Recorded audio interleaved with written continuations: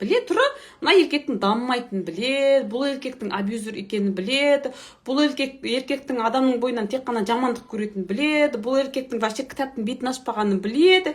Сөйте тұра сондай еркекке өздері добровольно барып тиеді. Неге? Олар потому что ойлайды, маған бұдан басқа ешкім қарамайды деп ойлайды.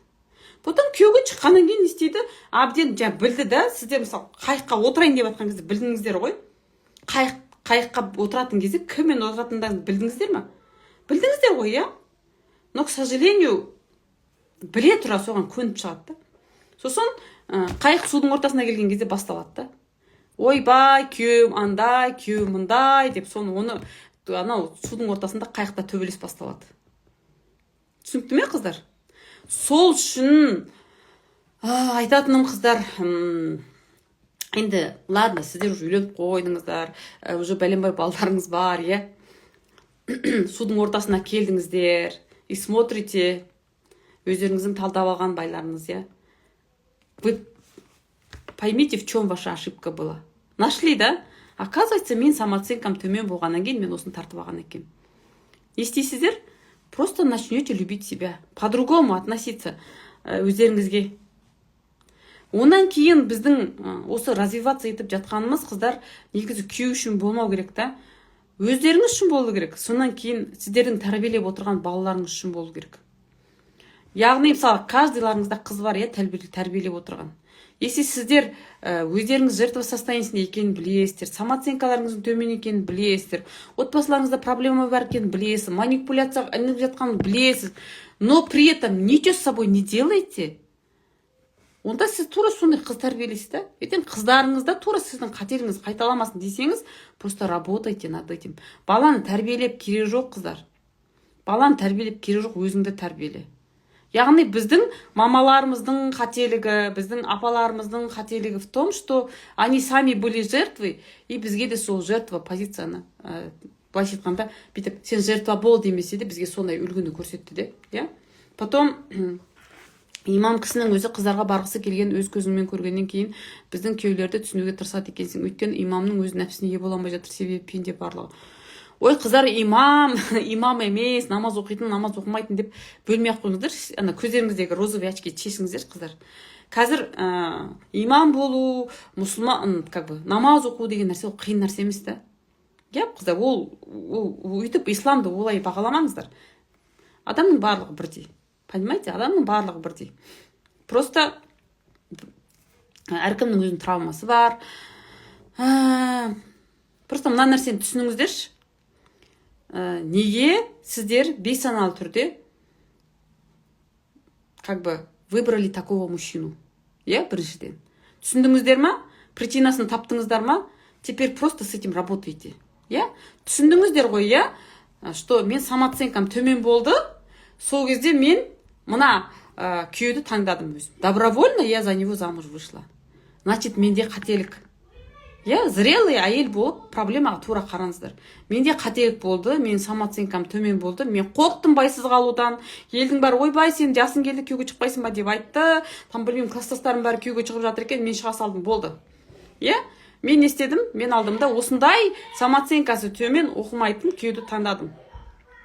Я, енді с этим надо работать просто, понимаете, қыздар? Алла тағала не дейді? Өзің өзгерсең, айналаң өзгереді дейді. И сен не істейсің? Сол самооценкаңмен жұмыс жасай бастайсың да. Өзіңді сыйлай бастайсың, понимаете, қыздар? Өзіңді сыйлаған сайын, өзіңе қарым-қатынасың дұрысталған сайын, иә? Өзіңнің самооценкаңмен жұмыс жасаған сайын, мына жерде самооценка деген нәрсенің де өзін дұрыстап түсіндіру керек болып тұр, қыздар. На самом деле самооценка деген нәрсе дұрыс емес негізі. Самоценность деген нәрсе бар. Самоценность деген понятие дұрысырақ. Самооценка деген кезде адам не істейді? Өзін өзі бағалайды. Иә? Өзін өзі бағалайды. Мен 3-пін, мен 2-пін, мен 5-пін деп бағалайды. Негізі олай бағалау негізі күнә, білесіздер ме, қыздар? Самооценкасы дұрыс адам, ол самоценность деген нәрсе түсінеді. Мен құндымын дейді болды. Неге мен құндымын? Потому что мен Алланың жаратқан жаратылысымын дейді. И сол Алланың жаратқан жаратылысы ретінде өзіне 5 деген баға қойып жүреді всегда. Со мной все в порядке деп жүреді да. Yeah? И ол Алланың алдында жақсы істерді істеуге, жақсы болуға тырысып жүреді. Көбінесе, мысалы, мынандай бір красавица әйелдер келеді консультацияға шы. Қарасам қызығып отырасың шы. Мысалы, біреулер еріндеріне укол егіп ерін жасатып жатса, а вот у нее природная. көзіне қарайсың, дауысы да әдемі, фигурасы да күшті. Бірақ ана әйел өзі жайлы айтып отырған кезде шок боласың да. Она говорит: ой, я страшная, мен семізбін дейді. Ойбай, мен андаймын, мен мындаймын, мен вообще красавица емеспін дейді. Сонда ол қыз не істейді деген сөз, айнаға қараған кезде айнаға өзінің көзімен қарамайды, как будто оның көзінде бір пленка бар сияқты да. Өзінің Алла берген сұлулығын көрмейді, ол ана миындағы қоғамның сап қойған установкалармен қарайды. Маған мамам бүйтіп айтқан болатын, мысалы, сенің көзің сығыр деп айтқан болатын. Айнаға қарайды да, ол айнадан бадырақ көзін көріп тұр, бірақ миымен қарап тұр да айнаға. Миындағы установкамен қарап тұр. Менің көзім сығыр дейді. Мен айтам: вы красавица десең, жоқ, мен красавица емеспін. Көрдіңіз бе? То есть өзін бағалайды елдің бағасымен. Если ол айнаға қарап, көзім сығыр болса да, бойым кішкентай болса да, кожым қара болса да, шашым андай болса да, мен красавицамын деп айтатын болса, адам, онда ол не істеді деген сөз, ол өзінің жаратушы берген болмысын қабылдады. Я ценность деген нәрсені түсінді деген сөзді. Вот мен плюспын, болды. Потом адамның бойында барлық қасиеттер бар.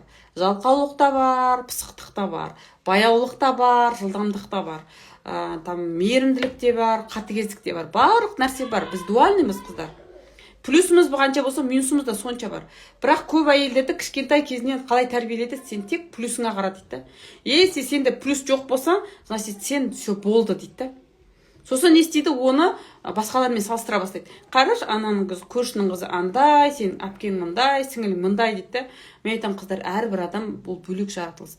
Мысалы, мына ручкамен мына дәптер салыстыруға болмайды, бір адам дәптер сияқты, бір адам ручка сияқты. Но когда біреуде екі қыз ба, біреу дәптер сияқты, біреу ручка сияқты, бірақ шешесі былай айтады да: қараш, ана сіңілің дәптер, сен неге дәптер болмайсың дейтін болса, мына қалам өзінің жазатынын ұмытып кетеді да. Сол секілді біздің қоғамда өзінің бойындағы қабілетін, өзінің осы әлемге не үшін жаратылғанын түсінбей жүрген қаншама әйелдер бар. Ол мына әдемі ручкада, ол на самом деле ол жазса күшті жазатын еді. Оның бойынан қаншама дүниелер, жаңағыдай құндылықтар шығушы еді. Но ол оның барлығын жауып қойып, жасырып қойып, бүйтіп қойып, не деп жүр? Мен дәптер емеспін, значит мен ешкім емеспін деп жүр да.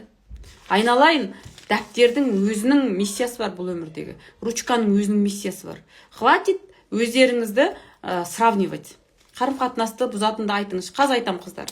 Енді қараңыздар, қыздар. Бірінші қарым-қатынасты бұзатын нәрсе, ол когда әйел еркекке мама болып алады.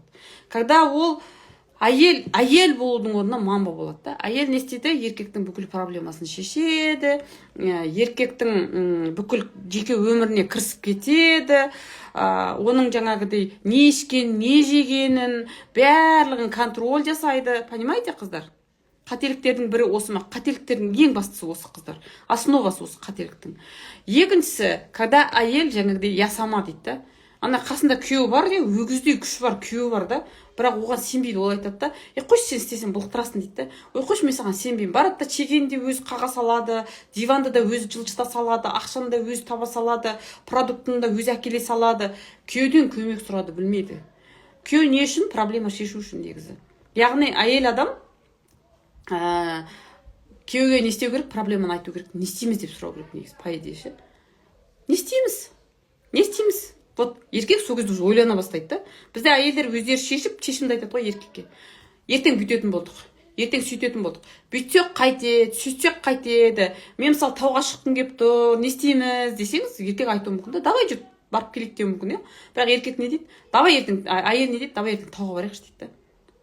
Еркек не дейді? Іштен, егер намысты еркек болса, вообще-то бұл жерде кім хозяин, мен хозяймын ғой, негізі мен айтуым керек ол нәрсені дейді. Шешімді мен шығаруым керек қойды да.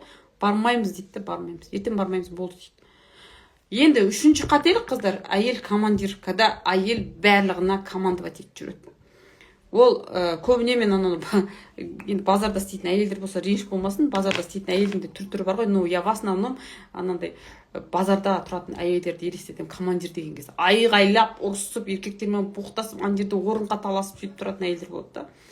Или күйеуі стройка жасап жатса, үйде бірдеме істеп жатса, әйел барып соның қасында бүйтіп екі мықын таянып алып, командовать етіп тұрады да. Ана неге бүйтпейсің, ана неге сөйтпейсің, в общем, жүр, кеттік, давай киім, болсайшы, бол, машинеңді деп андай команды дауыспен жүреді да. не істеді, еркекті белден төмен все оны шауып тастады да. Не жерде еркек менмін дейді да. Потом онан кейінгі қателік әйелдердің это когда женщина все время манипулирует. Манипуляция жасап жүреді күйеуіне. Қалай манипуляция жасайды? Сөйлеспей қояды, там білмеймін, ренжіп қалады, теріс қарап жатып алады, бөлек жатып алады, бырсып жүреді, тырсып жүреді, түркіне айтпай кетіп қалады, телефонын сөндіріп тастайды. В общем, анау кішкентай баланың қылықтарын істейді да. Бір 5 жасар қыздың қылықтарын істейді да. И в итоге еркек одан шаршайды. Негізі қыздар, манипуляция деген нәрсе ол адамға жасалып жатқан қысым. Онан кейінгі ультиматум қоятын әйелдер бар. Осыдан енді сен бүйтетін болсаң, мен сөйтем дейді да. Енді сен бүйтетін болсаң, мен сөйтем, мысалы дейді да. Енді сен мен звондаған кезде телефонды алмайтын болсаң, осыдан көресің, үйге келген кезде мен жоқ боламын, киімімді аламын да кетемін төркінге дейді да. Бірақ оны өзі істемейді. И уже еркекте азарт болады да. А давай мен телефонды алмай көрейін. Керек кете ме екен, кетпе ме екен. Сами өздеріңіздің қадірлерін өздері кетіреді әйелдер. Онан кейінгі қателік, қыздар, это когда женщина просто забила на себя как женщина. То есть әйел өзіне қарамайды. Беті пигментация болып жүреді, оны барып косметологқа ізденбейді, бетінде крем жақпайды, тырнағы сояуда болып өсіп кеткен, оның асты толған кір, түктері өсіп кеткен, жуынбайды, теріс асып тұрады, тісін жумайды, все время анандай түгі шығып кеткен, тозып кеткен, белье киіп жүреді, дома как попало.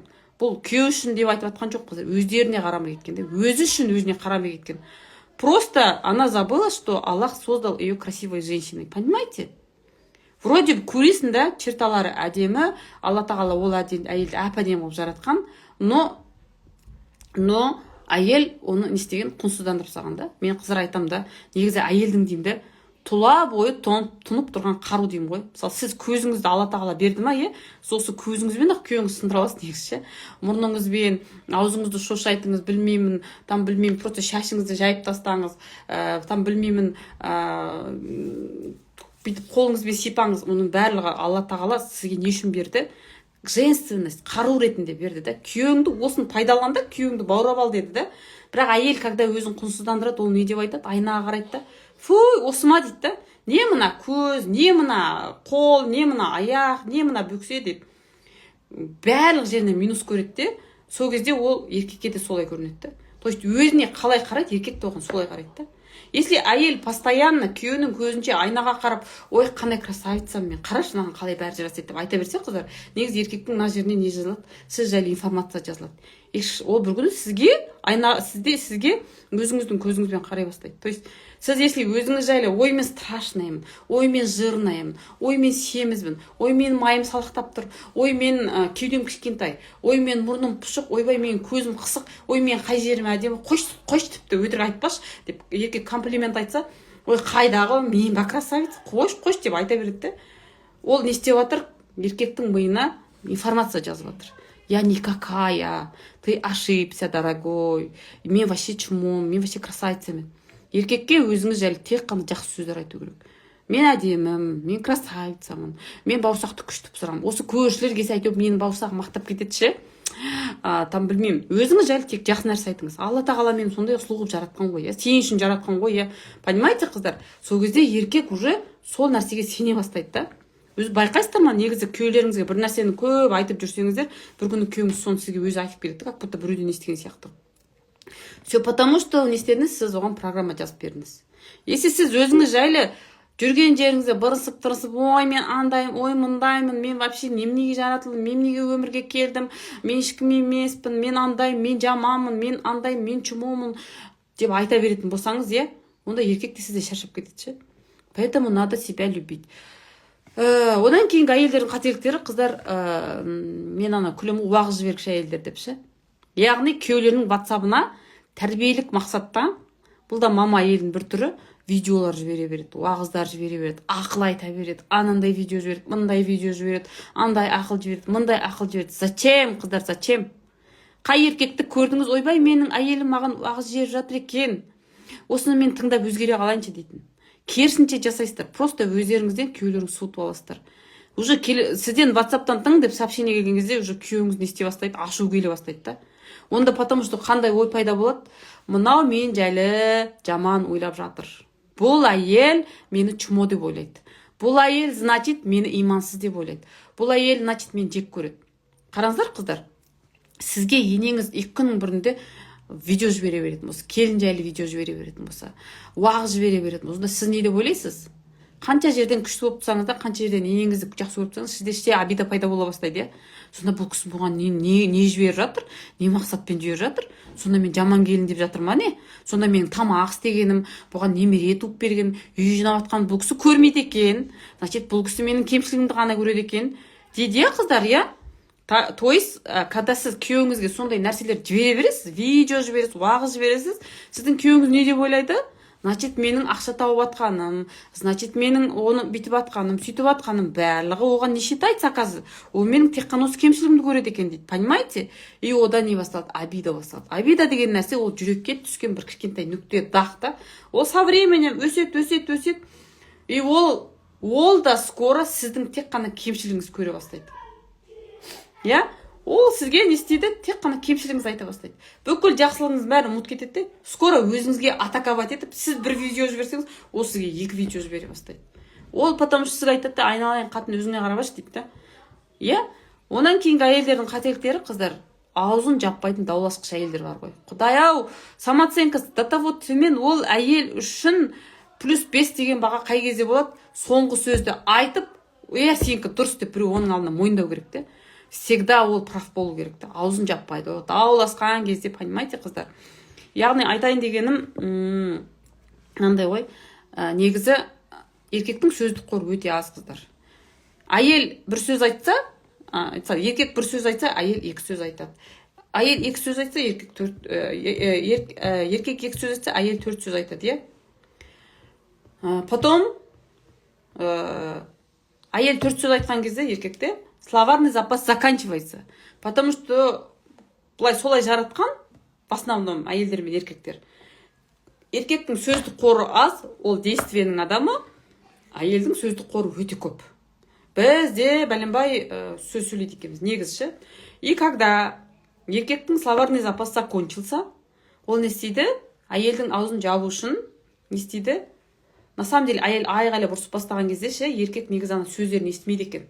Еркек ана әйелдің түрін көреді екен. Агрессивный түрін көреді екен. И еркекте де уже агрессия қосылады.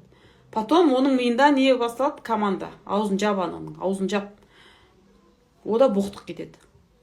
Я не оправдываю, қыздар. Мен олар еркектің бұл ісі дұрыс деп атқан жоқпын. Зрелый еркек, ақылды еркек, саналы еркек просто далаға шығып кетеді. Әйел ашуланып жатқан кезде. Но, к сожалению, из-за низкой самооценки әйелдер ондай емес, всегда осындай самооценкасы төмен еркекті өздері тартып алады, Айтайын дегенім, еркекте сөздік қор бітеді, потом не жодырып кетеді, если әйел онда да тоқтамаса. Просто, знаете, Аллах үшін аузы жауып үйрену керек те. Яғни, не дейді, бірінші тауды тоқтатқан адамға жәннаттан үй соғылады дейді ғой, Хотя бы сол хадиске амал етіп, әйел просто тоқтай білу керек те. То есть, ты хочешь быть правой или счастливой? Өзіңнің прав екенін доказать ете алмайсың ұрысташы. Ұрыста прав екенін доказать ете алмайсың. Ұрыста әркім өзінің правдасын доказывать етеді. Яғни, все болды, сенікі дұрыс деп сол жерде тоқтай салыңыз, болды. Просто не надо доводить до такого состояния, когда сен жұдырықтасып кетесің, боқтасып кетесің, өзің қадіріңді кетіріп, ондайға дейін жеткізбеуге тырысу керек. Қыздар, қазір менің айтып атқан дүнием сіздердің нәпсілеріңізге ауыр тиюі мүмкін, сопротивляться етулеріңіз мүмкін, неге еркек емес, өзгеру керек. Просто, знаете, кому больно, тот и лечится. Если бы вам вот эта тема не нужна была бы, сіздер на эфирде отырмас едіңіздер, алтын уақыттарыңызды алып, значит, вам больно, да? Значит, лечиться вам надо вам, да, понимаете? Если еркекке больно болса, ол не істейді? Еркек барып эфирді көреді, да, өзі барып іздене бастайды. Пока больно женщине, она развивается. Түсініп пе, қыздар?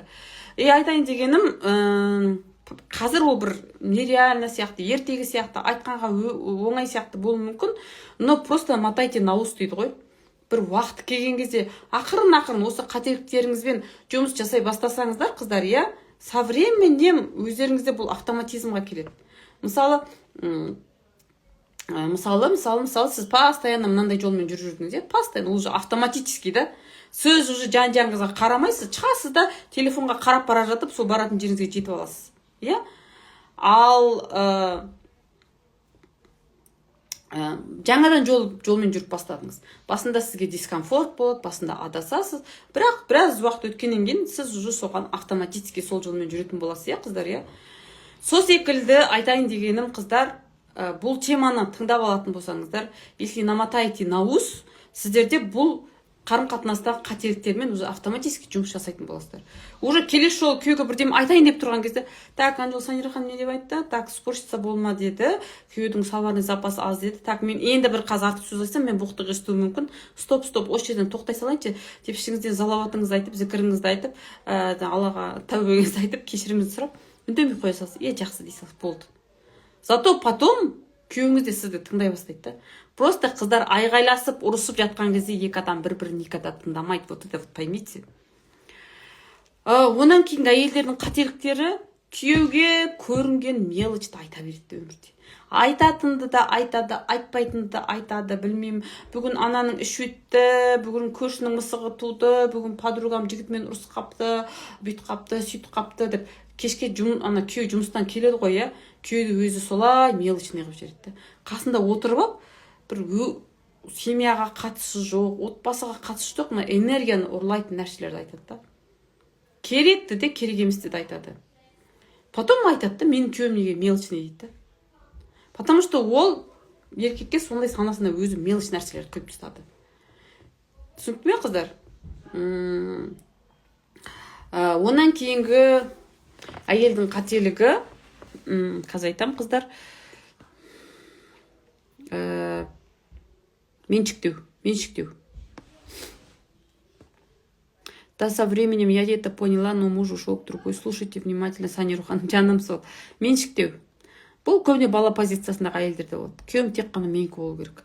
Ол даже анасындікі болмау керек, ол даже туысындікі болмау керек. Ол тек қана менің бетіме қарап отыру керек. Не әңгіме айту керек сонда дейді. Көбінесе не әңгіме айту керек деп айтады қандай әйелдер, которые не развиваются, қыздар, понимаете? Которые думают, что бұдан басқа өмірде әңгіме жоқ деп. Қыздар, өмірде әңгіме көп. Білмеймін, бір семинарға барып келіңіз, бір тренингке барып келіңіз, кітап оқыңыз, бір қызықты дүниелер көп қой. Бір жаңалық тыңдаңыз, әлемде не болып жатқанын тыңдаңыз, политика обсуждать етіңіз, білмеймін, денежное мышление жайлы айтыңыз, білмеймін, что-то глобальное, стоп, күйеуіңіз сіз сияқты мыслить ете бастаятындай. Сіздің мышлениеңіз мелочный болса, сіз қасыңыздағы күйеуіңізді де сол мышлениемен зарастить етесіз. Если сіздің мышлениеңіз бедный болса, иә, ойбай, нәски 50 теңге қымбаттап кетті базарда, ужас, ойбай, там білмеймін, картошка қымбаттап кетті, ужас деп отыратын болсаң, сіздің күйеуіңіз де скоро соның бәрін ужас деп қабылдай бастайды. Былтыр сіздің сабағыңызды алғанмын, бақытты отбасы деген, биыл уже опытный болып қалдық, машалла. А когда сіз уже басқаша, мысалы, білмеймін, бір хадис оқып алдыңыз, прикинь, жаным, оказывается осылай екен деп айтып бастасаңыз, я еще оны сен білесің бе деп анандай училка түрмен емес, андай бір оқытушы, мұғалім сияқты емес, сен тупойсың, сен білесің бе, мен оқып алдым деп емес, прикинь, оказывается, прикинь деп айтатын болсың, сен білесің бе, соны басы қалай еді, соны сен естіппен, соны аяғы қалай еді деп, мысалы, сіз бір хадисті оқып алдыңыз, иә, и сіз білесіз, примерно күйеуіңіз де соны біледі, соны обсуждать еткіңіз келіп тұр. Сіз бүйтіп айтыңыз, ана бір хадис бар еді ғой, помнишь, анандай, қалай еді анау, ондай басы осылай бастады, сол есіме түсіре алмай қойдым, күні бойы миым қатып есіме түсіре алмай қойдым. Сен соны білесіз едің ғой, білесің ғой, соны қалай десеңіз, күйеуіңіз де ойлана бастайды, сіз соған сұрақ қойдыңыз. Сіз оған сұрақ қойдыңыз, и ол уже ойлана бастайды. Потом уже келесі жолы ол былайша айтқан кезде сіздің алдыңызда өзін ақылды сезіну үшін ол да кішкене аз-аздап іздене бастайды да. Уже соған қатысты бір уағыз естіп қалса, соны тоқтатып қойып тыңдай бастайды. Понимаете, қыздар? Но когда сіз отырып алып кешке дейін ананы жамандайсыз, мынаны жамандайсыз, анаған жалобы етесіз, мынаған жалобы етесіз, өмірге жалобы етесіз, айту бүйту, в итоге күйеуіңізде сондай адам болады да. Мысалы, сіз абысыңызды жамандай беріңізші, 2 айдан кейін сіздің күйеуіңізде сол абысын жек көріп отырады. Айтып отырмын ғой, қыздар, әйелдің влияниесі негізі сұмдық ше, қыздар. Сол үшін әйелдер өздеріңізді обесценивать етпеңіздер. Если сіз өзіңізбен жұмыс жасап, иә, өзіңізді қолға алатын болсаңыз, өзіңіздің бағаңызды білетін болсаңыз, иә, манипуляцияға ілінбейтін болсаңыз, онда күйеуіңіз, если сізді жақсы көретін болса, ерте ме кеш пе ол не істей бастайды, ол өзін қолға ала бастайды, қыздар ше. Керемет нәрсе айттыңыз. Раньше күйеу так арзанға жүгіретін, сосын жай мен қымбат бағалы заттар алып бастадым. Уже байекең де солай қымбат заттарды алып бастады. Но не сразу 7-8 жылдан кейін. Вот видите, просто всему нужно свое время. Жолдасым екеуміз ортақ әңгіме айта алмаймыз, шаруасы жоқ, ортақ бала да жоқ, екі жаққа кеткен дұрыс ау. Ну, не знаю, это индивидуально, қыздар, надо разбирать. Семинарларға қарсы тыңдама, олар тыңдама деп қарсы. Білесіздер ме, қыздар, бір кезде мен де күйеуім психология, анау деген мойындамайтын. Альхамдулилля, бүгін ол кісі неге кетті? Құл мен патша деген семинарға кетті. Төребек Бекбаевтың ше. То есть всему свое время, қыздар. Әр нәрсенің өз уақытына керек та. Просто өзіңіз тоқтамай развиваться ете беріңізші. Ана күйеуді түрпектемей, сен қашан демей. Вот осылай ақырын бүйтіп сеуіп тамшылатып ше. Тамшы тасты тесет дейді ғой. Өзіңіз дамып, ақырын сол дамып жатқаныңыздың порциясын прикинь деп қойып күйеуіңізге беріп жүретін болсаңыз, ақырын оның да мышлениесі өзгереді негізі. Бірақ бізде не? Әйелдер өзімен жұмыс жасамайды, всегда мына екі саусақ шошайып, біреу енеге қарап тұрады, біреу күйеуге қарап тұрады, біреу тағы біреуге қарап тұрады, біреу тағы біреуге қарап тұрады. Вот такой позиции, пока вы живете, қыздар.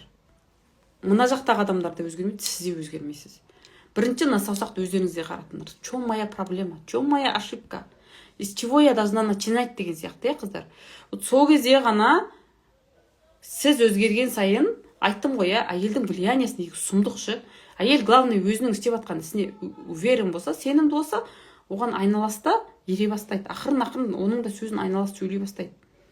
Но әйел не істейді? Өзін обесценивает. Я никто деп айтады. Мен кіммін? Ой, мені кім тыңдайды? Бүгін бағана сұрақ жауапты бір әйел жазып, мен күйеуім айфон әперейін деп жатыр, машина әперейін деп жатыр, но мне кажется, что-то нечисто дейді. Мне кажется, ода любовница бар деген ой келіп жүр дейді.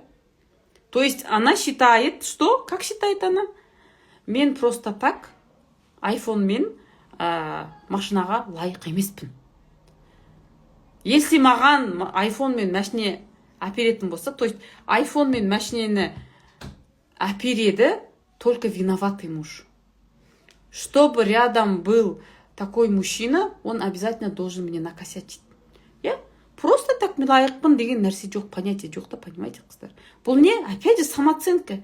Я плохая, я ноль, я минус. Түсінді ме? Үйде отырған әйелдер үшін вулкан жарылу керек, негізі соның арқасында жауап іздеп білім алып өзгереді екен. Солай ғой. Негізі қыздар осы любовный треугольникте, жаңа айттым ғой, қыздар, любовница пайда болады ғой. Қазір айтам. Мына екеуі, пока мынау пайда болмайынша, мына екеуші араларындағы кемшіліктерді ойламайды. Вообще ойламайды да. Екеу сол норма деп жүре береді ғой. Бір күні мына нәрсе пайда болған кезде не істейді? Жанталап бастайды. Әйел тренингтерге қатыса бастайды, там білмеймін. Сөйте бастайды. Понимаете, қыздар? Потом біраз уақыт өтеді, уже әйел күшті бола бастайды, ана расцветает. Бұрын күйеуге шыққан кезде қандай әйел бар деп, самооценкасы күшті, өз-өзіне қарайды, там уверенная, жоқ деп айталады. Күйеу не істейді? Мына жақтан бір энергияны сезе бастайды да. Что-то чувствует, вот эта женщина начала меняться. Ол бұрынғыдай іздемейді, қан ішіп, қызғанбайды. Өзімен өзі да наполненная. Негізі мына жаққа ол не үшін кетеді? Мына жақтан энергия іздеп кетеді негізі. Энергия іздеп кетеді, жан тыныштығын іздеп кетеді. Үйге келеді, әйел өзімен өзі. Она красивая, ухоженная. Білмеймін, такая, знаете, былайша айтқан кезде өзімен өзі занята. Сөзі бәрі түзеп қалған. Еркек не істей бастайды? Ойбай, мынау кімнің қатыны дей бастайды да. И вот это сама отпадет. И сол кезде әйел мынаған не дейді? Рахмет айтады да іштей. Жаным, бір кездері өмірімде пайда болып, менің көзімді ашқаныңа рахмет. Сен келіп менің көзімді ашпасам, мен осылай жүретін едім ғой әлі дейді. Вот да, изменаны кешіре алмай жүрген әйелдерге айтатын советім. Поблагодарите ее. Поблагодарите. Ол не үшін келді? Сіздің көзіңізді ашу үшін келді. Нету жертвы, есть ученик и учитель, понимаете, қыздар? Түсінікті ма? Поэтому өмірімізде қандай адам келсе де, ол бізді оятуға келген адам. Алланың қалауымен ол өзінің миссиясын орындайды, кетеді. Вот эта женщина когда уйдет? Когда женщина поймет, в чем ее ошибка. А ошибка не в том, что сен жаман әйелсің. Наоборот, в том, что ты про себя забыла. Алланың не үшін жаратқанын ұмытып қалдың. Өзіңнің миссияңды орындамайсың. Өзіңнің бойыңдағы қабілеттерін шығармайсың. Ты сама собой не занимаешься. Аллаңды ұмытып кеттің, құлшылығыңды ұмытып кеттің, не үшін өмірге келгеніңді ұмытып кеттің, не үшін өлетініңді ұмытып кеттің. Я? Түсінікті ме, қыздар? Вот. Есть еще вопросы? Некеде 10 жылдан кейін ене кім қайын жұрт ше деген әңгіме жайына қалады ғой. Оказывается, бұрын білімсіз, ақылсыз сенмен деген болған. Машалла, керемет. Уже ол көңілдесінен баласы бар болса Санира ханым дейді. Қыздар, бұндай ситуацияларға жеке консультацияға жазыңыздар ше. Там надо разбирать, окей? Байеке үйге келе сала красавица дейді, даже шашым пучок болып майкамен жүрсем де осы қалпында жақсы көрем деп еркелеткенде уже одан сайын құлып ұрып бастайын. Вот, қызыңыздар, потому что вы сами себя приняли такой. Осы пучогыңызбен өзіңізді красавица деп қабылдаған кезде ғана еркек сізді солай қабылдай бастайды. А если сіз айнаға қараған сайын өз-өзіңізге көңіліңіз толмайтын болса, жоғарын оқисыз ба, өтініш. Қыздар, қайта жазыңыздар, өтініш. Мына жақта өте көп сұрақтар, бәрін оқуға. Я, қыздар, осы жаңағы әйелдердің қателігі деген өзі отдельно сабақ бар, ютубтан көретін. 3 сағат па, не помню, 4 сағат па сабақ бар. Бағасы 5-ақ мың теңге. Сол жерде мені темішкеше чағып түсіндірдім. Мен мына жерде эфирде 1 сағат отырмын ғой, я просто поверху прошлась, тартас өтіп кеттім. Ал ана жерде каждый әйелдің қателігін бүйтіп жывать етіп түсіндіріп бергем да. Одан бөлек қаншама сабақтар бар, ютубта ақылы алып көрсеңіздер болады өздеріңіздің. Если для себя не жалко. Бізде әйелдер бүйтеді, 5 мың, 10 теңге болса, 15 мың болса қымбат дейді. Қыздар, ол сіздердің ертеңгі ошибкаларыңыздан қымбат емес негізі. Смотрите, мысалы мен қазір бір витаминдермен айналысып жүрмін, я? Marine Health деген витаминдерді алып ішіп жүрмді. Бағасы 55 мың теңге. Соны күйеуіміз екеуміз ішіп жүрміз. Соны алдында бір келіншек сұрайды, бұл қанша тұрады? 55 мың десе, бұл қымбат қой дейді. Мен айтамын да, вот ладно, алмай-ақ қойыңыз деймін да, 55 мыңыңызды қазір аяп өзіңізден алмай-ақ қойыңыз. Сосын не істейсіз? Сіз ауырасыз, ертең ауырасыз. Сосын сол ауруды емдеу үшін қанша ақша кетеді? 55 мың аз болады сол кезде. 550 мың кетеді, там білмеймін, 500 мың, может 5 миллион кетуі мүмкін, я? Сол секілді қазір сіз бір сабақтан ақшаңызды аяп қаласыз, 5 мың аяйсыз, 10 мың аяйсыз, 15 мың аяйсыз.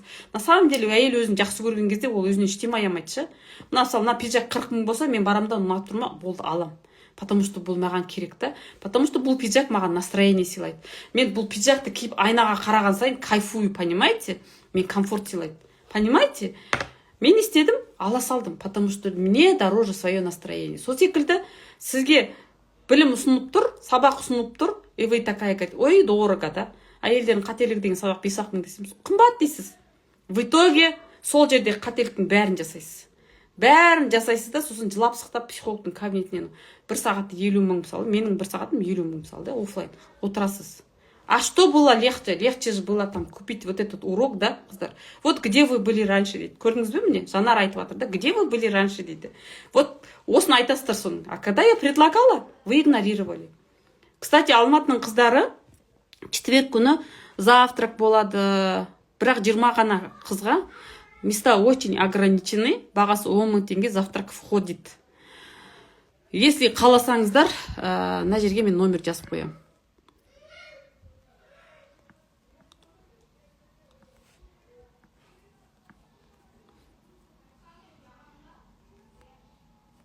Если қаласаңыздар, завтракқа жазылам десеңіздер, четверг күні сағат 9:30-дан 12-ге дейін бізде завтрак болады Алматы қаласында.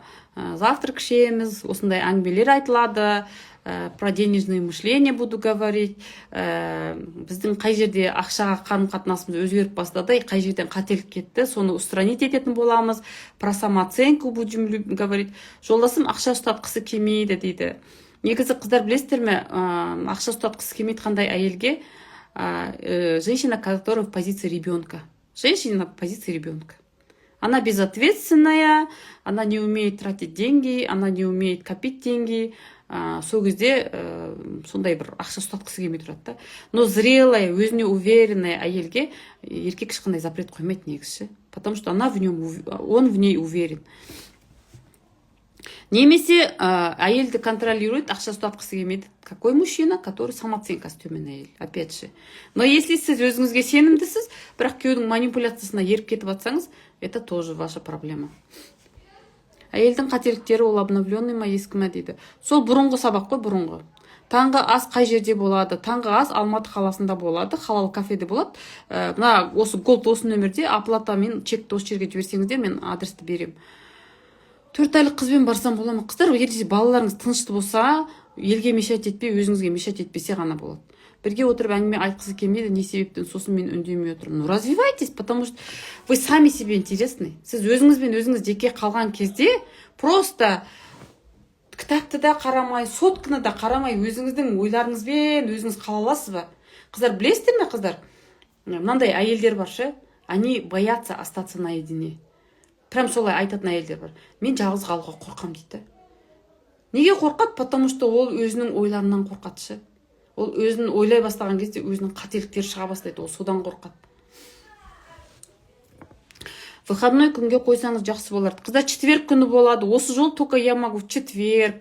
Выходной да болады бұйырса, бірақ, наверное, будет так. Если оразаға дейін үлгерсем, выходной да өткізуге болады, но я не гарантирую, потому что менде суббота, воскресенье наставничествода қыздармен сабақ. Қыздар, сіздер, если білетін болсаңыздар, менде наставничество тоже бар. Онлайн наставничество бар, офлайн наставничество бар. Осы наставничествома қатысып жүрген қыздар осы білімдерді от души алып жатыр да. Мен олардың миларын капать етіп, қазып, білімді құйып, цементтеп жатырмын да. Райля ханым қайда екен? Райля ханым, она скоро уже рожает, қыздар, ол кісі үйінде. Мен керісінше жалғыз қалсам рахаттанам. Если честно, қыздар, мужчина тянется к той женщине, которая кайфует от своего одиночества. Если женщина боится одиночества, ол әйелден еркекте қашады. Сағат 9:30 болады. Ертерек шықсаңыздар жетесіздер, четверг күні. Мен де жалғыз қалсам на рахате боламын, машалла. Но бывают такие женщины, қыздар, наоборот ше, андай жалғыз қалғанға рахаттанып, потому что көпшіліктен қорқатын әйелдер болады. То есть өзінің көпшілік ортада ұстай алмайтын әйелдер болады. Теряется, ұялады, это тоже неправильно. Күйеуіме көп забота жасаймын, бірақ оны жай разылық үшін деп, сонда маманың рөліндемін дейді, рөліндемін бе дейді. Көп забота жасаймын. Қыздар, если вы заботитесь из уважения и благодарности, да, менсін міндетсімей, это одно дело. Но бірақ кейде әйелдер еркектің өзі де істей алатын нәрсеге алдарына түсіп жүгіріп кете береді да. Понимаете? Это другое дело. Когда сіз еркектің өзі де істей алатын нәрсені жасап, күйеуіңізді өзіңіз жаман үйретіп қоясыз. Біріншіден. Екіншіден, көп забота жасайсыз да, потом, когда он вам этим не отвечает, у вас начинается обида. Это тоже неправильно. Енді әйел адамның керек жарағын алу керек болады ғой, жетпей жатқанын көріп тұрсын дейді, жетпей жатырғанын көріп тұрсын дейді, бірақ ауысады ғой ақшасы дейді. Айғаным ханым, пожалуйста, или сабақтарды алыңыз, или жеке консультация алыңыз. Я вот не знаю, в чем проблема. Может, проблема в вас, может, проблема в нем. Поэтому нақты қазір сізге ештеңе айта алмаймын. Но факт тот, что женщина должна научиться ценить себя, любить себя, қыздар. И даму керек. Күйеуіме рахмет айтып отырмын, мені он деп бағалайды екен. Керемет. Күйеуім бір тиын бермеді. Өзіңіз зарабатывать етіп үйреніңіз. Сізде қол бар, аяқ бар. Осы жерде инстаграмда отырған қаншама әйел зарабатывать етіп жатыр. Сіздің проблемаңыз, сіз қазір жертва рөлінде отырсыз. Күйеуім бір тиын бермейді, мен бейшарамын, мен өзім ақша таба алмаймын. Түсінікті ме, қыздар? Бұл да сабақ. Мүмкін сіздің өзіңіздің қабілетіңізді шығарып, өзіңіздің бойыңыздағы потенциалын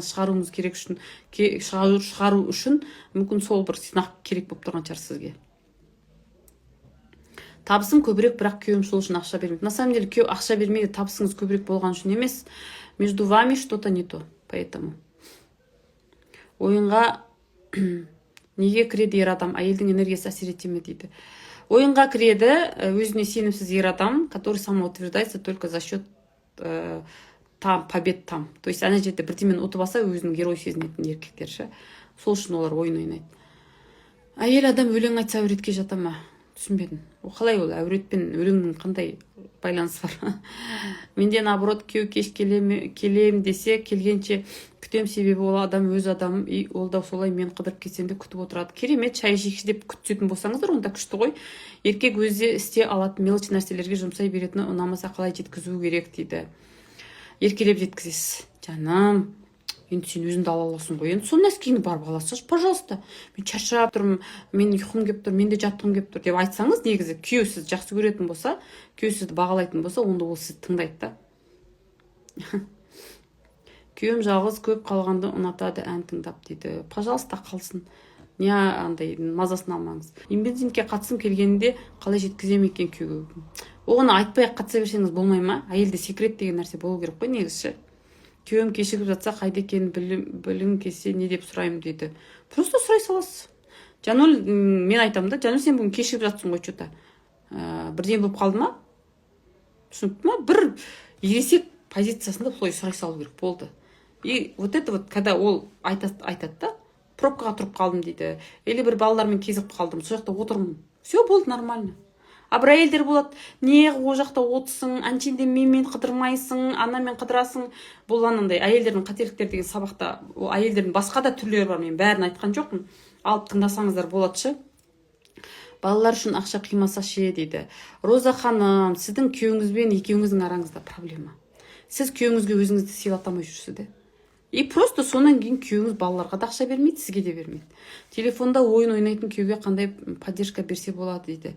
Давай, дұрыстап ойна, мына жақтан кір деп поддержка береді. Қыздар, зачем поддержка беріп, телефонда ойын ойнайтын күйеуге қандай поддержка берсе болады деген. Дұға етесіз, болды. Дұға етесіз күйеуіңізге. Аллахым осының жүрегінен алып таста, осының жүрегін өзіңе бор, харамнан алыс ет, өзіңнен алыс ететін дүниелерден алыс ет, өзіңнің жақсы көретін нәрселеріңді жақсы көргізіп, күйеуіңіз үшін дұға етіңіз. Түсінікті ме? Потом күйеудің ойын ойнаған үшін, андай болған үшін, мындай болған үшін өзіңізді кінәлап керек емес. Это его выбор. Это его выбор. Это его ошибки. Ол өзі осознавать етпейінше, ол қоймайды. Потом сен қашан сен ойынды қоясың, қашан сен ананы қоясың, қашан сен мынаны қоясың деп айта беретін болса ер адамға, одан еркек өзгермейді. Ол керісінше кешке қайдасың, қашан келесің деген дұрыс емес. Если мама позициясынан қазбалап, жаңағы төмен самооценкадан, сондай бір детская позициядан сұрай беретін болсаңыздар, ол дұрыс емес. Зрелый әйел ретінде, ересек адам ретінде, қарым-қатынас ретінде просто вот ответственность да, за семью сұрайтын болсаңыздар, болды, онда нормально. Жолдасым боқтап сөйлейді, балаларды боқтайды, дұрыс сөйлесейші десем, сендерге емес дейді, ұнамайды олай сөйлегенде. Вот когда вы замуж выходили, сіз күйеуге шыққан кезде, ол боқтайтын болды ма, боқтамайтын болды ма? Вот сіз қайыққа отырмай тұрып, сол кісінің боқтап сөйлейтін барлығын біліп алып отырған болсаңыз, пока он сам не захочет, он не изменится, понимаете, қыздар? Потом боқтап сөйлейді қандай әйелге, өз-өзін бағаламайтын әйелге, өз-өзін қадірлемейтін әйелге ше. Он думает, вот с ней можно. Боқтасам да ол көтере береді дейді. Олар ешқайда кетпейді, как бы она потерпит, она ничего не сделает дейді. Түсінікті ме? А вот изначально бірінші рет боқтаған кезде сіз айтсаңыз, жан, пожалуйста, көзіне қарап айтасыз. Екінші рет бұлай мен боқтаушы болмаңызшы. Өтініш. Если отбасы сізге қымбат болса, мен сізге қымбат болсам, өзіңізді сыйласаңыз, мені боқтамаңызшы деп бір рет шегелеп тұрып айтатын болсаңыз, онда еркек түсінетін еді. Бір рет рұқсат бердіңіз, екі рет рұқсат бердіңіз, үндемей қалдыңыз, уже еркек ол привычка болып кетті, болды. Әйелін себепсіз қызғанса, не себепті қай сабағыңызды алған дұрыс дейді. Әйелін себепсіз қызғанады еркектер, самооценкасы төмен еркектер. Бірақ әйелдің самооценкасы төмен болатын болса, ол не істейді? Сол қызғанышқа как бы қалай айтсам екен, поддается. То есть манипуляциясына ілініп қалады да еркектің. Ақталады, жылайды, сықтайды, отчет береді, и содан күйеуі не істейді? Самоутверждается. Бүгін ғана білдім, күйеуім маған сам изменять етіп не істесем болады. Жеке консультация алыңыз. Жолдасымды үш рет біліп қалдым, жүргенін қойдым десе де жүрді, енді не істерін білмеймін, ішім өртеніп жүр дейді. Мен не дедім қыздар бағана? Просто мына любовница пайда болмайынша әйел немесе істемейді, өз-өзіне қарамайды ғой. Бізде әйелдер өліп барайын, өлейін деп жатпаса, больницаға бармайды. Бізде әйелдер күйеу любовницаға бармаса, өзіне қарамайды. Солай, қыздар? Пока әйелдер беті басына әжім түспейінше, косметологқа бармайды. Пока әйелдер тағы бұлтиып семіріп кеткенше, өздерінің фигураларына қарамайды. Солай ғой, қыздар, өтірік емес қой, То есть бізде бәрі пожар болып өртеніп жатқан кезде ғана әйелдер жүгіреді ғой. Иә? Мен не дедім? Просто начните любить себя. Аллаға тапсырыңыз күйеуіңізді. Екі иығына екі періште, екі камераны ала тағала и так құрып қойған. Сіз оны аңдыңыз, қызғаныңыз. Я понимаю, это говорить легко. Понимаю. Қазір маған айтқанға оңай болып тұр да. Но я знаю, что это такое, қыздар. И я знаю, что от этого никто не умирает. Понимаете, қыздар? Сол үшін айтатыным, просто бір уақыт келеді, сол кезде сіз сол ситуацияға, сол сынақтың барлығына рахмет айтатын боласыз.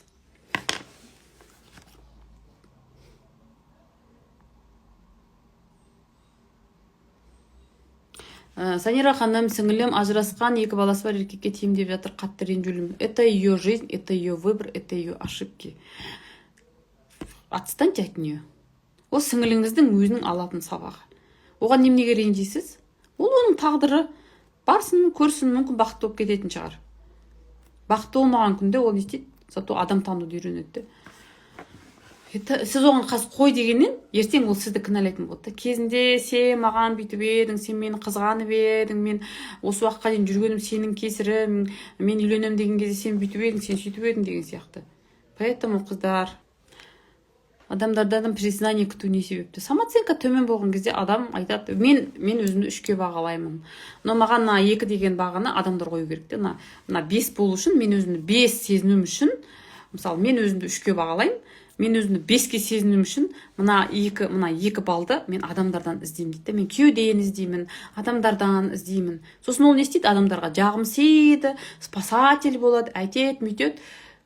Сосын елдер оған, ой, сен молодесің деген кезде, я 5 дейді. Но бірақ изначально адам, мен Аллахтың жаратқан жаратылысым, со мной все окей, мен 5-пін деп өз-өзіне сенімді болатын болса, ол сырттан признание іздемейді, қыздар. Тоқал мен любовницаның айырмашылығы неде дейді. Любовница ол некесіз, жасырын, нелегально, былайша айтқанда, зина, ол харам. А тоқал деген, если имамның алдында неке қиылған, жария етілген болса, это легально, ол дұрыс та, мен дұрыс емес демей қой, но тоқалдан, любовницадан айырмашылығы, как бы сказать, это законное нәрсе да. То есть Алла тағала өзі оған рұқсат берген, понимаете, қыздар? Мысалы, мен білем бір әйелдерді, мысалы, біреудің 4-ші әйел болып жүрген, 3-ші әйел болып жүрген. Это нормально. Онда тұрған ештеме жоқ. Главное, что все смирились с этим. Барлығы өз орнында, өз орындарын біріп, бәрі нормально өмір сүріп жатыр. Еще прям айтып отырды да. Бүгін менің күнім, ертең ана 2-ші әйелдің күні, бірінші әйелдің күні депші, сөйтіп отырады да. И потому что олар әбден ақыретке иман келтірген, бұл дүниенің уақыт екенін түсінген адамдар да. И главное, еркек солардың хақыларын бәрін тең беру керек те. А любовница, это, знаете, айттым ғой, жаңа өз-өзін сыйламайтын, өзін алдап жүрген, өзінің самооценкасын біреудің бір затын тартып алумен көтеріп жүрген, которая самоутверждается за счет такой своей позиции. Сондай адам да? Сондай адамдар бар ма дейді. Бар, қыздар, бар. Менің таныстарым бар ондай. И нормально, живут счастливо. Смирились, бәрі келісілген. Нағыз мұсылман адамдар, если жаңағы 2 әйел, 3 әйел алып, исламды дұрыс білетін, практиковать ететін адамдар болса, олар, наоборот, это как бы норма, да? Мысалы, Дубайда, Саудовский Аравия, мысалы, соларда нормально ғой, норма. Мысалы, барлығын бірдей ертіп, мысалы, шейхтар үлкен молдарда жүреді, мысалы, да, шопинг жасап жүреді ше. Ақыл сабақ алғанмын, өзімді өзгерткім келіп, соны біліп алды жолдасым, енді ренжиді, мені қолдамайсың деп дейді. Это манипуляция. Сен менен ақылды болып баратсың, сен менен көп біліп бара жатсың, мен сенің фоныңда кішкене білімсіз болып бара жатырмын, скоро сен мені тыңдамай кетсең, мен сені басқа алмай қаламын деген скрытая манипуляция. Какая разница, сіз ақылы сабақ алдыңыз не? Қазір сіздің мына эфирде осындай тегін прямой эфир көріп отырсыз не? Бәрі білім ғой. Какая разница? Просто там ушли деньги какие-то. Жолдасым мен ене араласқан соң ажырасып кеткен едік. Бүгін жолдасым жазады, түсіме кірдің, күшті духи сеуіп алыпсың, иісі күшті екен деп жатырмын дейді. Әпке айтыңыз, ол нені білдіреді? Білмеймін, қыздар, мен түс жормаймын, ренжімеңіздер. Өзінен сұрасаңызшы, неге сен олай жазып жатсың? Ата-ана манипуляция жасаса қалай қабылдау керек? Например, мен сыртта жүрмін, ананы мынаны алғым кеп тұр, алайын десем ақшам болмай тұрған-ай дейді, но у них есть деньги, дико извиняюсь, солай айтқаныма дейді. Ну, я сожалею десаңыз болды. Блин, жаль десаңыз болды. Просто манипуляцияға подаваться етеді, опять же, вот когда жаңағы әйел өзін үш сезінеді. Вот я себя оцениваю на тройку. Қазір мен мамам мен папама подарок алып берсем, олар маған, ой, біздің қыз молодец деп айтады, сол кезде мен окей сезінемін өзімді. Понимаете? Күйеу балам ставка ойнай береді, қоямын деп серт берсе де қоймай жүр. Қызым қайтып келді, не істеуге болады, бірақ тойдың алдында білді ойын ойнайтын дейді. Ну, это ее был выбор.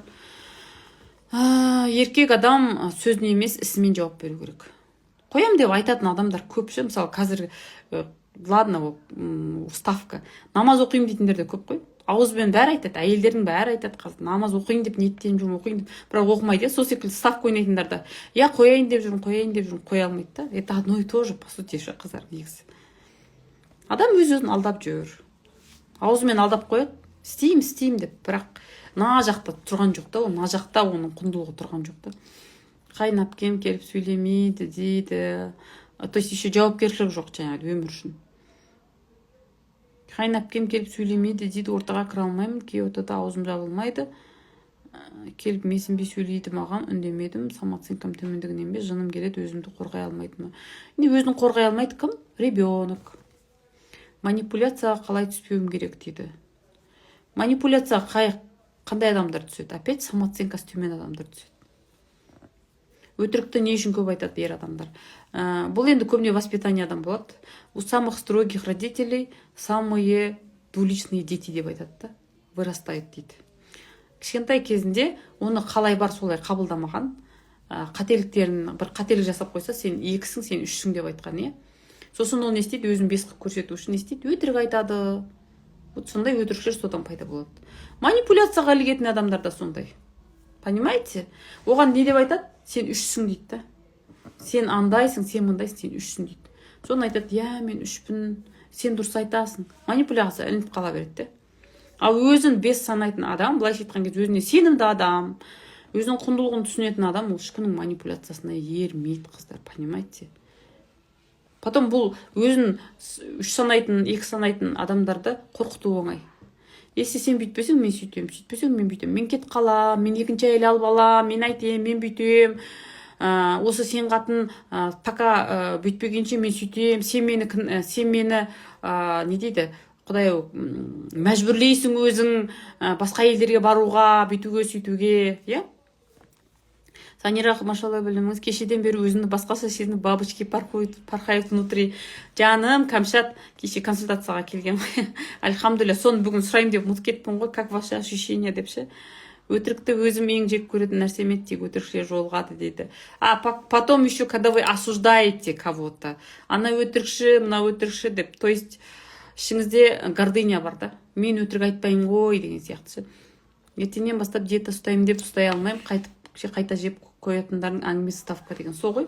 Менде әзілдеп өтірік айтса да барлық адамға тез сеніп қалады екенмін дейді. Атақты қалай қойдырамыз дейді. Түсінбедім қандай атақты. Енді не істеуге болады, енді соған көніп жүре беру керек па, или айырылысып кеткен дұрыс па? Қыздар, прямой эфирде мен сіздерге айырылысып кет, көніп жүр деп совет айтпаймын. Мен сіздерге прямой эфирде беретін айтатын жауабым, беретін советім, займитесь собой, қыздар. Чему? Нені үйретуге келдім мына любовница? Екеуіңіздің араңызда не нәрсе жетіспеді? Қандай тесікті жабуға келді мына любовница? Сізге қандай қателігіңізді көрсетуге келді? Я? По жизни это человек-учитель ваш. Как ученик, мойындаңыз қателігіңізді, и сонымен жұмыс жасаңыз. Если оны түсінбей жатсаңыз, жеке консультация алыңыз. Бірге разбирать етеміз. Түсініп ме, қыздар? Өзіңіздің күйеуіңізбен қарым-қатынасыңыз қандай дейді. Қыздар, альхамдулилля, күйеуіммен қарым-қатынасым. Альхамдулилля. Күйеуім бүгін плов пісіріп берді ужинға. Оның бәрін мақтанып айта бергім келмейді. Альхамдулилля, өтірік айтпай-ақ қойым, всю жизнь у меня были идеальные отношения деп. Много чего я прошла. Если шынымды айтсам, қыздар, менің қазіргі білімім, менің өмірлік тәжірибем деп айтсам болады. өзім қаншама қателіктер жасадым, өзім содан сабақ алдым, менің де өміріме қаншама учительдер келді, иә. Займитесь собой деп әркім өз-өзімізбен болып кетпейміз. Қыздар, десем б деп отыратындарыңыз жаман осы сіздердің ше. Вот почему-то 220 адамның ішінде 200 адам соны түсініп отырады, займитесь собой деген не нәрсе деп. Бірақ бір адам сопротивляется. Я не хочу заниматься собой. И мен өзіммен заниматься етсем, мен әркім өз-өзімен болып кетпейме деген сияқты. Мен бұл жерде эгоист болып, ешкімді тыңдамай кет деген сөз емес. Именно өзің қателіктеріңмен жұмыс жаса деген сөз. Сіз талғарға келдіңіз бе? Я келдім, мешітте сабақ бердім. Я қыздар, то есть у меня был свой путь, у меня были свои ошибки. Менің өмірімде өзім учительдерім болды. Первый мой учитель это мой муж. Қазір мен оған благодарнамын, қыздар. Когда мен сол қателіктерімді түсіндім, оның маған осы нәрселерді не үшін жасап жатқанын түсінген кезде, альхамдулилля, у нас взаимопонимание. Я, альхамдулилля. Айтып отырмын ғой, күйеуім қазір неге кетті, анау Құл мен патша деген семинарға кетті.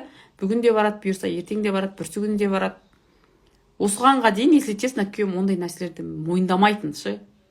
Вот я вам говорю, как человек, который сам развивается постоянно. Мен күйеуім ондай мойындамайтын. Айтатым, оны айтын, қумаш дейтін, қойшы басында ұрып, психологияны маған пихать етпеш деп айтатын ше. Альхамдулилля, понял, что насколько білім алу деген нәрсенің құнды екенін. Потому что я вот настойчиво начала заниматься собой. Өзіммен жұмыс жасадым, білім ала бердім. Ол менің өзгергенімді көрді, да, он увидел мой рост, мои перемены. Сосын ол уже маған қарап қызыға бастады. Қызығам саған дейді да. Займитесь, так, сіз сияқты адам жанын түсінетін психолог болғым келеді. Оқыңыз. Бүгін өзіме күшті сыйлық жасадым кешегі сабақтан кейін. Ой, жаным, Кәмшат, молодец, умничка. Например, бүгін жұмыста келеңсіз жағдай болды. Раньше как маленький аяқталушы едім, бүгін қателігімді мойындап, ыңғайсыз жағдай тұрғаным үшін кешірім сұрап, алдағы уақытта тек шынайы болу түсіндім. Умничка. Қыздар көп айтады, токсичен адамдармен араласпа деп, бірақ ол кісілер жақын қайын келіндер, сонда қалай дистанция ұстаймыз дейді. Араласпа деген кезде, олар келе жатқан кезде қашып кет деген сөз емес. Просто әңгімесіне ілесіп кетпеңіз. Старайтесь, мысал, менде болады да, адамдар болады да, үйге келді, там білмей қонаққа келді, отырып алып, там столда чай за столом біреуді жамандай бастайды, өсиік айта бастайды. Технично әңгімені бұрып жібере салам. Или мен басқа бірдемеге отвлекаться етіп кетемін. Болды. Маған күйеуім күніге тисе береді. Мен сөйлесем жұдырық ала жүгіреді. Мен болса өзімді қорғай алмайтыныма жыным келеді дейді. Жеке консультация алыңыз. Қандай әйелге жұдырық ала береді, қандай әйелге тисе береді? Жертва әйелге. Жертва әйел, которая сама себя не умеет защищать, которая өзінің денсаулығына, өміріне жауапкершілігі жоқ әйел, өз-өзін қорғай алмайтын әйел, өзінің өмірге не үшін келгенін білмейтін әйел, не үшін бала тауып жүргенін білмейтін әйел, не үшін мынандай күймен тұрып жүргенін түсінбейтін әйелге еркек тиран бола береді, қыздар. Пока вы не поймете смысл жизни вашей, смысл вашего существования. Түсінме, қыздар?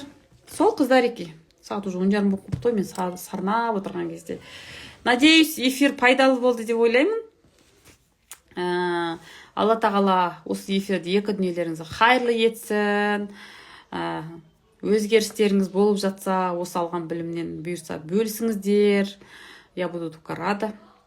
Четверг күні завтраққа келем деген қыздар, дайректке жазсаңыздар болады, немесе мына WhatsApp номерге хабарлассаңыздар болады. Или напрямую голдқа оплата жіберіп 10 000 теңге чекті осы номерге жіберсеңіздер болады. Орын шектеулі.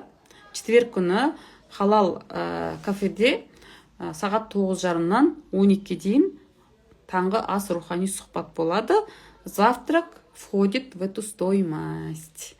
Жақсы қыздар, ассаламу алейкум, рахматуллахи ва баракату. Ойбой, қалмайық қыздар дейді. Кітапсыз ғой дейді. Қыздар, әр қайсыларыңыз кітапсыздар, негізі просто өздеріңіз бағаласаңыздар. Пока сіздер мен үшпін, ойбай, анау не дейді, мынау не дейді деп жүгіріп жүрген кезде, просто сіздер өздеріңіздің құндылықтарыңызды ашпайсыздар, түсінбейсіздер ше. Оны менің наставницама қатысып жатқан қыздар көшті түсініп алған уже ше.